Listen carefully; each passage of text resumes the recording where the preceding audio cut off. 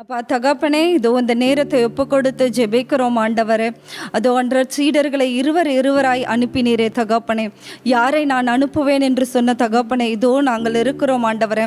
பயனற்றவர்களை பயன்படுத்தும் தேவனே, இதோ இந்த நேரத்தை ஒப்பு கொடுத்து ஜெபிக்கிறோம் ஆண்டவரே. பூவும் புல்லும் போல் இருக்கும் எங்களை அப்பா உன் கரத்தில் ஒப்பு கொடுத்து ஜெபிக்கிறோம் ஆண்டவரே. இதோ இந்த நேரத்தை உன் கரத்தில் ஒப்பு கொடுக்கிறோம். இயேசுவின் நாமத்தில் ஜெபிக்கிறோம் எங்கள் நல்ல பிதாவே, ஆமென். கிறிஸ்துவில் மிகவும் பிரியமான சகோதர சகோதரிகளே, இன்றைய இறைச்செய்தியாக உங்கள் ஜெபம் கேட்கப்படும் என்ற நற்செய்தியை அறிவிக்க இருக்கிறேன். எசையா புத்தகத்தில் 58:9, அப்பொழுது நீ ஆண்டவரை மன்றாடுவாய், அவர் உனக்கு பதிலளிப்பாய். நீ கூக்குரலிடுவாய், அவர் இதோ நான் என பதிலளிப்பார். உன்னிடம் இருக்கும் நுகத்தை அகற்றிவிடு, குற்றம் சாட்டி பொல்லாதான பேசுவதை நிறுத்திவிடு என்கிறார் ஆண்டவர்.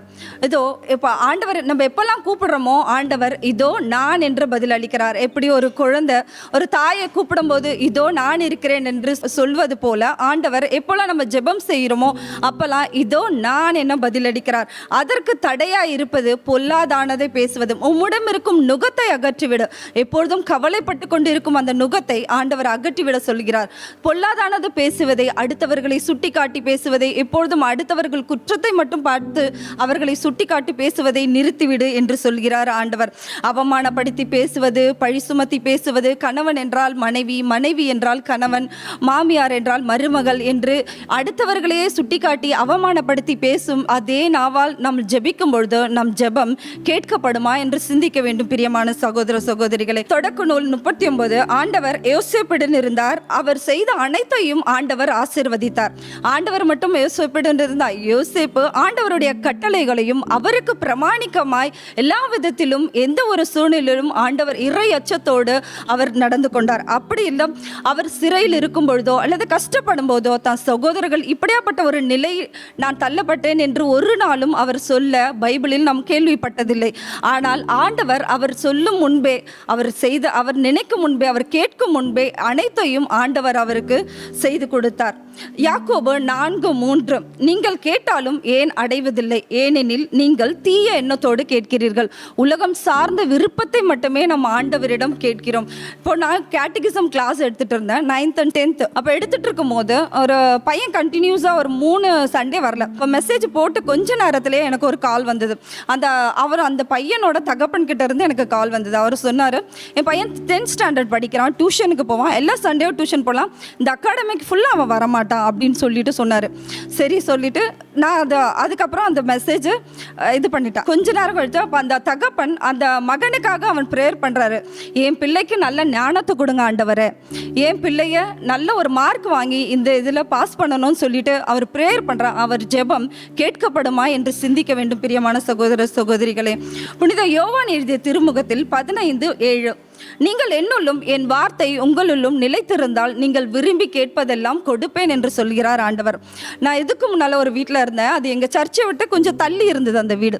அந்த வீட்டில் வரும்போது நான் ஃப்ரைடே ஆனால் மாஸுக்கு போவேன். அந்த மாஸுக்கு போகும்போது என்னுடைய வேண்டுதல் ஒன்றா இருந்தது, ஆண்டவரே இன்னும் கொஞ்சம் கிட்ட இருந்தால் நான் தினமும் மாஸுக்கு போவேனே ஆண்டவரே அப்படி சொல்லிட்டு என் ஜெபம் அப்படியா இருந்தது. இப்போ நான் இருக்கிற வீடு என் சர்ச்சுக்கு ஒரு 7 வீடு தள்ளி இருக்கிறது.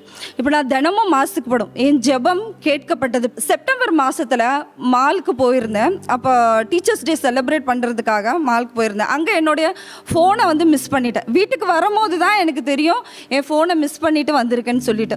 அப்போது நான் என்ன கடவுள்கிட்ட, ஆண்டவரே ஒரு நாளும் உனக்கு விரோதமாக அதில் நான் எதுவும் பார்த்ததில்லை, நான் எதுவும் செஞ்சதில்லை, உன்னுடைய வார்த்தைகளையும் பாடலையும் மட்டும்தான் நான் எப்போதும் கேட்குறேன்.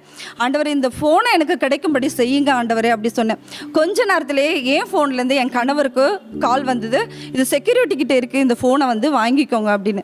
என் ஜெபம் அந்த நேரத்தில் கேட்கப்பட்டது. பிரியமான சகோதர சகோதரிகளை, 1 சாமுவேல் 18:14, ஆண்டவர் தாவீதுடன் இருந்தார், அவர் செய்வது யாவற்றையும் வெற்றி கொண்டார்.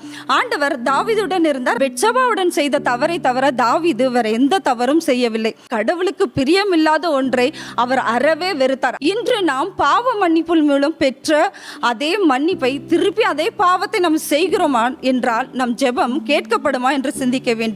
புதிய மத்தேயு 6:31, அனைத்திற்கும் மேலாக அவரது ஆட்சியும் அவருக்கு ஏற்புடையவற்றையும் நாடுங்கள், பின்பு இவை அனைத்தும் உங்களுக்கு சேர்த்து கொடுக்கப்படும் என்று சொல்கிறார். நம்ம ஜெபமும் அதே போல் கேட்கப்படும். பிரியமான சகோதர சகோதரிகளே, இதோ இன்று கண்களை மூடி நாம் ஜெபிப்போம். அப்பா தகப்பனே, நீங்கள் என்னுள்ளும் என் வார்த்தை உங்களுள்ளும் நிலைத்திருந்தால் நீங்கள் விரும்பி கேட்பதெல்லாம் கொடுப்பேன் என்று சொன்னவரே, இதோ தகப்பனே, உன்னுள் நாங்கள் எப்பொழுதும் நிலைத்திருக்க எங்கள் ஜெபத்தை உங்களிடத்தில் ஒப்படைத்து ஜெபிக்கிறோம். இயேசுவின் நாமத்தில் ஜெபிக்கிறோம் எங்கள் ஜீவனுள்ள நல்ல பிதாவே.